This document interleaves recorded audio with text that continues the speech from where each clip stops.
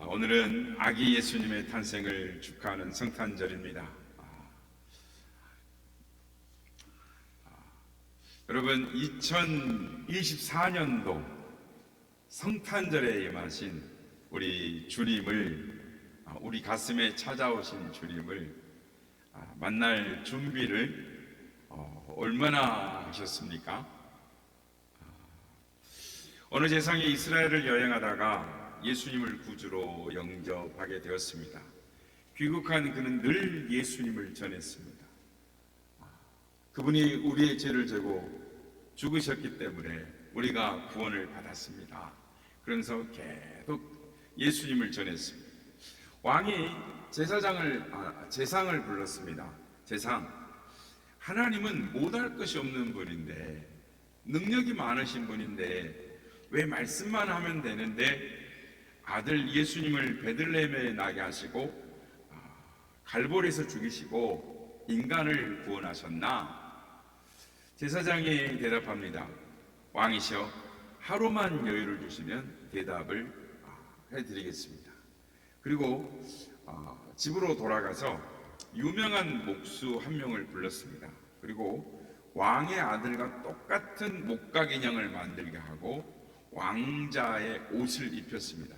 그리고 다음날 왕이 부를 때 하인들을 시켜서 한 곳에 이렇게 먼저 몰래 데리고 가겠습니다. 그리고 나서 이튿날 왕이 제상을 부를 때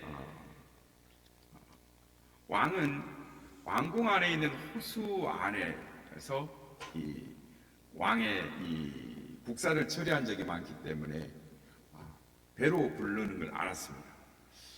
배로 부를 줄 알았던 제상은 그 인형을 몰래 가지고 와서 왕과 대화를 하다가 호수 한쪽에서 왕자가 물에 빠지는 것처럼 재현을 했습니다. 그걸 보고 왕이 생각할 틈도 없이 왕이 옷을 탁 벗고 호수 속으로 뛰어들었습니다. 제상이 왕을 보고 소리 지릅니다. 왕이시여, 제게 명령하시지 왜 왕이 직접 호수로 뛰어드십니까? 왕하는 말이 안 된다. 내 사랑하는 아들이다. 다른 사람에 맡길 수 없다. 믿을 수가 없어. 내가 직접 건져야 돼. 그래서 막 헤엄을 치고 가는 것입니다. 물속에서 나온 왕에게 제상이 끌어올리며 말합니다. 왕이시여, 어제 질문하신 대답을 합니다. 하나님은 우리를 그렇게 사랑하셨습니다. 그래서 직접 하나님의 아들을 이 땅에 보내셨습니다. 라고 대답을 했습니다. 사랑하는 여러분, 성탄절은 하나님이 우리를 구원하시려고 외아들 예수 그리스도를 이 땅에 직접 보내신 그 기쁜 날인 것입니다. 오늘은 예수님이 이 땅에 태어나신 날을 기념하는 성탄주일입니다. 복된 성탄절, 동방에서 예수님을 찾아와 기뻐하며 경배했던 동방박사들처럼 온 인류의 구세주 되시는 예수 그리스도의 성탄을 맞는 우리 모두에게 그 기쁨과 감사가 넘치기를 예수님의 이름으로 축복합니다. 그런데 오늘 본문에 등장하는 동방박사들은 누구일까요? 그들은 이 점성가들이었습니다. 2000년 전에 대부분의 사람들은 점성술을 믿었습니다. 그래서 별을 연구하고 별의 움직임이나 별의 이 밝기를 보면 사람의 운명을 예측할 수 있다라고 생각했습니다. 그렇다면 그들이 발견한 별이 이 세상을 구원할 왕, 메시아라는 것을 알게 되었을까요?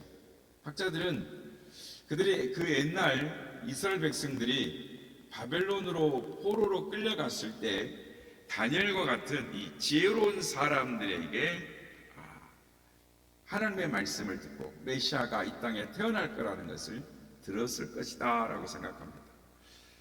그래서 하나님은 이 점성가들, 이 동방박사들을 통해서 만왕의 왕으로 태어나시는 예수님을 알리도록 하셨습니다. 이것은 하나님께서 천사를 보내어 수태고지를 하신 것과 같이 특별히 아기 예수님의 탄생을 나타내신 계시와 같은 사건입니다. 박사들은 바벨론 지역에서 왔습니다. 바벨론에서 예루살렘까지의 거리가 상당히 먼 거리입니다. 그래서 성경에 에스라서 7장 9절에 보면은 이 에스라와 이스라엘 백성들이 바벨론에서 예루살렘으로 온 기간이 하나님의 선한 도우심으로 4달 만에 왔다라고 말을 합니다. 그러니까 2000년 전의 교통수단은 걷는 거나 낙타였습니다. 그러니까 박사들이 별을 따라온 기간을 보면 짧게 잡아도 반년은 되었으리라 생각을 합니다. 때로는 산을 넘고 또 끝없이 펼쳐지는 사막을 가로지르고 때로는 강도나 도둑의 위험을 감수하면서 그 길을 왔습니다. 또 경비는 얼마나 들었을까요? 도대체 그 오랜 그 먼 길을 오랜 시간 많은 경비를 지출하면서 그들이 예루살렘에 온 이유가 무엇인가? 그 답은 하나인 것입니다. 오늘 보면 2절에 보면 유대인으로 왕으로 나신 이가 어디 계시냐? 우리가 동방에서 그의 별을 보고 그에게 경배하러 왔노라라고 합니다. 그 먼 곳을 달려온 목적은 오직 하나, 왕을 향한 경배였습니다. 즉 경배를 영어로 worship이라고 하는데 그 말은 그럴 만한 가치가 있다고 간주하는 행위를 말합니다.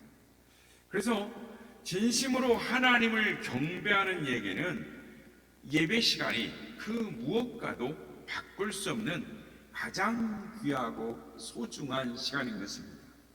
지리적으로 먼 데 사느냐 가까운 데 사느냐가 중요한 것이 아니라 거리가 문제가 아니라 마음이 문제인 것입니다. 제임스 패커라는 사람은 만일 우리가 가지고 있는 하나님에 대한 지식이 우리를 하나님께 예배하도록 이끌지 못하면 그 지식은 죽은 것이다 라고 말을 했습니다. 여러분, 하나님에 대하여 얼마나 알고 계십니까?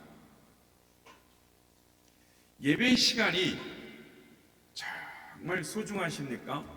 여러분이 알고 있는 지식이 하나님께 예배하는 것과 비례했을 때 여러분이 참으로 살아있는 믿음의 사람이 되는 것입니다.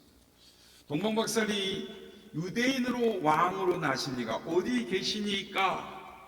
이 질문을 쉼없이 했습니다. 왕으로 나신 이가 어디 계실까? 별을 쳐다보며 따라왔습니다. 또 묻고 물었습니다. 물으면서 찾았습니다. 성도 여러분, 묻는 사람에게 대답이 주어지는 것입니다. 오늘날 많은 사람들이 멸망을 향해 달려가면서도 이 위대한 복음의 진리에 대해서 얼마나 무관심하며 살아가는지 모르는 것입니다. 여러분, 하나님에 대하여 모르시면 누군가를 붙들고 물어보십시오. 하나님의 아들 예수 그리스도가 나와 어떤 관계에 있는지, 내가 어떻게 해야 하나님을 더 알 수 있는지, 내가 어떻게 해야 구원을 받을 수 있는지 물어보시길 바랍니다.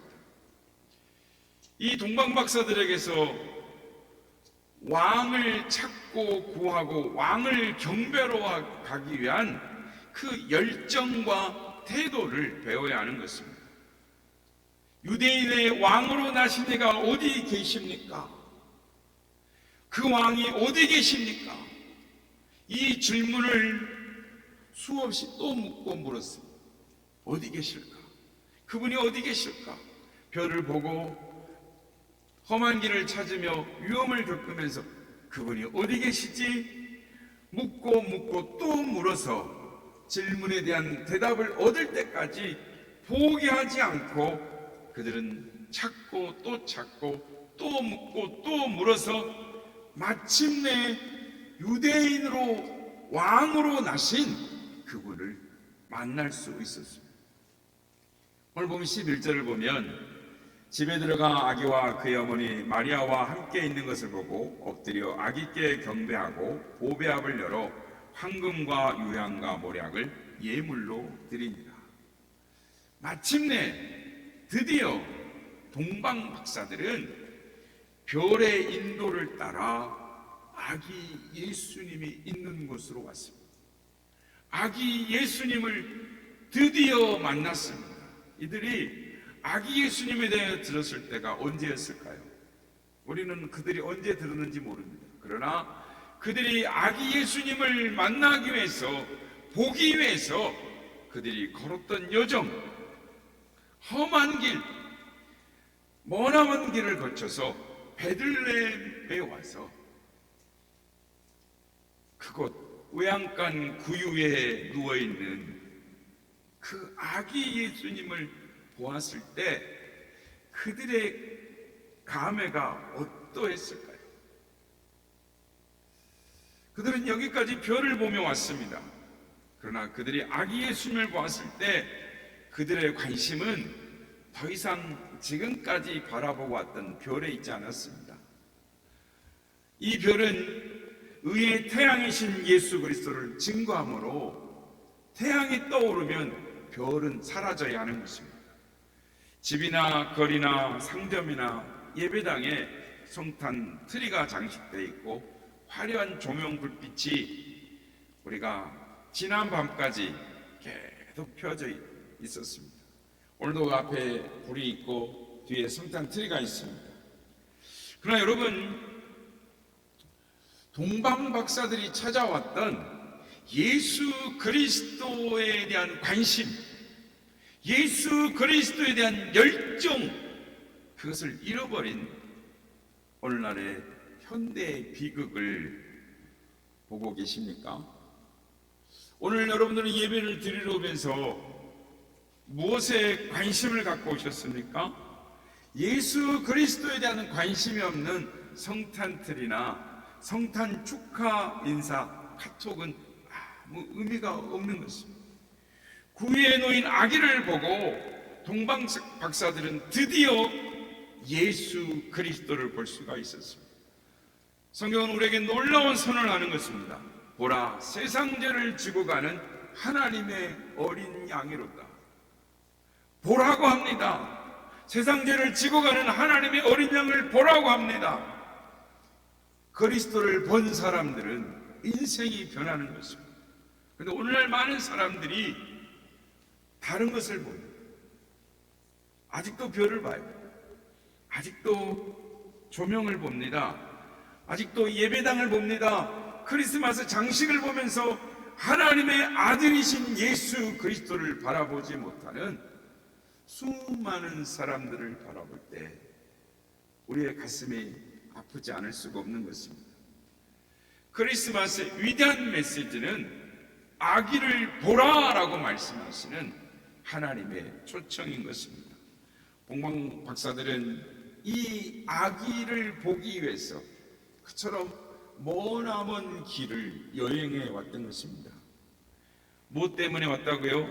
그 아기를 보기 위해서, 메시아를 만나기 위해서 왔습니다. 왜냐하면 그 아기를 보면 인생이 바뀌기 때문입니다. 바라기는 우리에게도 주님을 만나고 변화되는 인생의 역사가 있는 여러분이 되시길 예수님의 이름으로 축복합니다. 목사님이 한 가지 이야기만 하고 끝낼게. 조선시대에 성종 임금이 남달리 성격이 너그럽고 인자했다라고 합니다. 13살이 되어서 이제 왕이 되었는데 처음에 너무 어리다고 대비가 섭정을 했다고 합니다. 수렴청정을 한 거죠. 그런데 영특하고 마음이 고와서 대비가 수렴청정을 그만두고 어린 성종에게 왕위를 물렸습니다. 그래서 성종은 나라 일로 늘 분주하면서도 가끔씩 이 평상복을 입고 일반 백성들이 사는 것을 살펴보았다고 합니다. 한 번은 달이 높게 뜬 밤에 평상복으로 갈아입고 이 종로 거리를 지나다가 이 광통교, 종로에 지금도 있죠. 광통교 다리 아래에 어떤 초라하게 행색을 입은 사람이 앉아 있는 것을 보았습니다. 그래서 성종 임금님이 가까이 다가가서 당신은 누구요? 뭐 하는 사람이요? 왜 여기 있어? 하고 물었습니다. 그랬더니 이 시골에서 올라온 사람이 평상복을 입었기 때문에 자기한테 말을 거는 사람이 임금인 줄 모릅니다. 그래서 이렇게 말합니다. 저는 경상도 홍해 땅에서 온 김희동이라고 합니다. 내 나이 40이 먹도록 임금님이 사시는 궁궐을 한 번도 본 적이 없어서 한양을 구경을 못해서 벼르고 벼르다가 간신히 노잣돈을 변통해서 이렇게 먼 길을 왔습니다. 막상 올라와 보니 저녁 식사를 했는데 잠잘 곳이 없어서 여기서 밤을 새우려고 합니다. 라고 성종 임금이 고개를 끄덕끄덕 하면서 시골 양반에게 왜 왔는지도 물어봅니다. 그랬더니 혹 임금님이 계신 집이 어디쯤인지 좀 알면 나한테 좀 가르쳐 주시오. 먼 길을 왔으니 왕을 찾아뵙고 인사를 드리고 가야 되겠소. 그랬습니다. 그러면서 당신 누구요? 그랬더니 성종 임금이 이 순진한 백성을 보고 기특한 생각이 들어서 시치미를 뚝 떼고 장난질을 칩니다. 나는 동관에 사는 이첨지라는 사람이요. 임금님이 계신 곳을 알긴 알지만 거긴 아무나 들어갈 수 없는 곳이요. 그런데 임금님을 뵙고 무슨 말을 하려는 거요? 라고. 그래서 김희동이 웃으면서 이렇게 말합니다.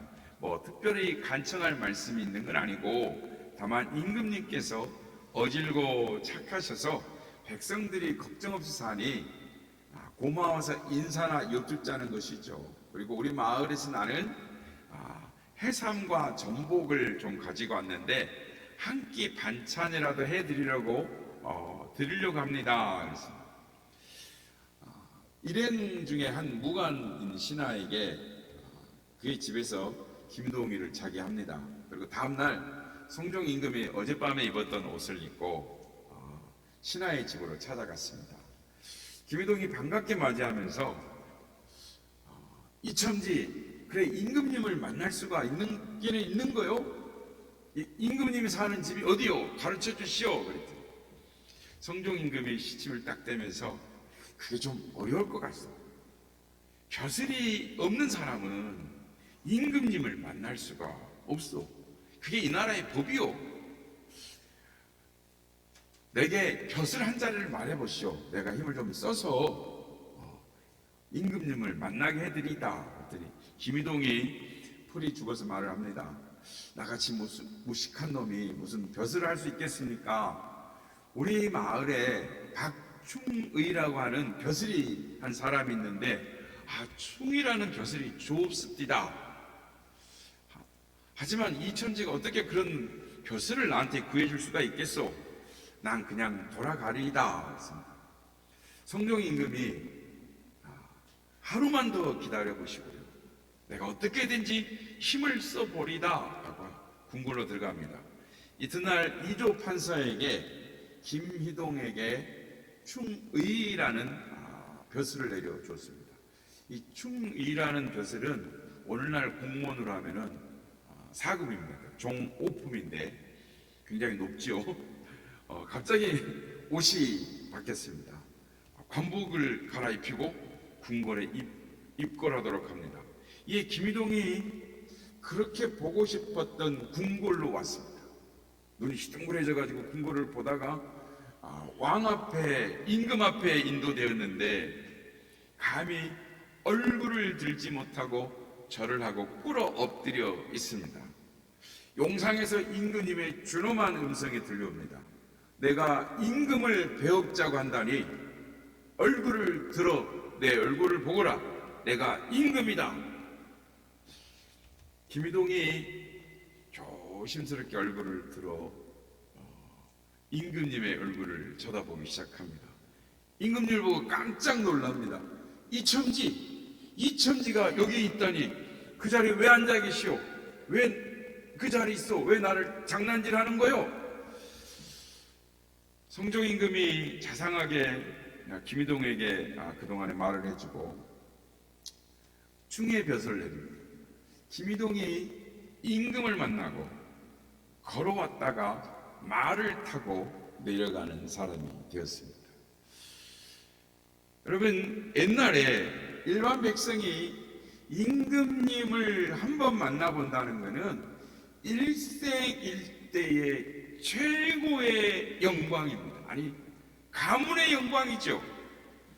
하물며 성탄절은 어떤 날입니까? 만왕의 왕을 만나는 날입니다. 만왕의 왕이신 예수님을 볼 수 있는 최고의 영광의 날이 성탄절입니다. 여러분, 올해 교회 다녔다고 주님을 만날 수 있는 것이 아닙니다.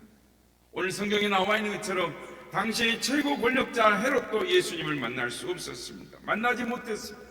최고의 종교 지도자들, 대제사장과 서기관들도 예수님을 만나지 못했습니다. 예루살렘에는 수많은 이스라엘 백성들도 예수님을 만나지 못했습니다.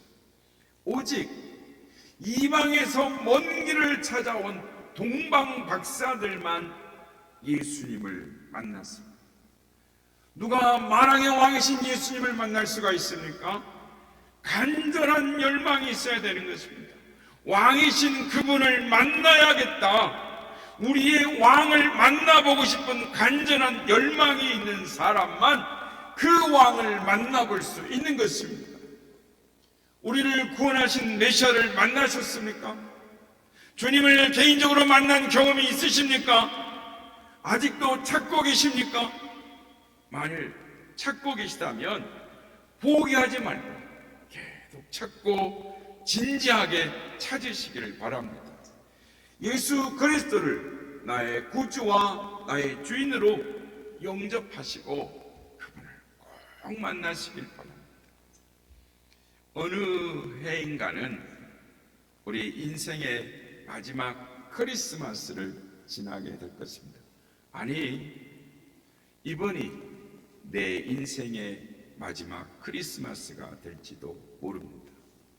크리스마스 때마다 주님에 대한 메시지를 들으면서도 진정 주님을 만나보지 못한 채 주님 앞에 서야 한다면 그때 나는 주님께 뭐라고 말을 하겠습니까? 그때 나는 주님을 위해서 무엇을 했다고 고백을 할 수가 있겠습니까? 이번 성탄절이 우리의 믿음을 새롭게 하고 하나님 앞에 경건을 헌신할 수 있는 위대한 결단의 기회가 되시길 바랍니다.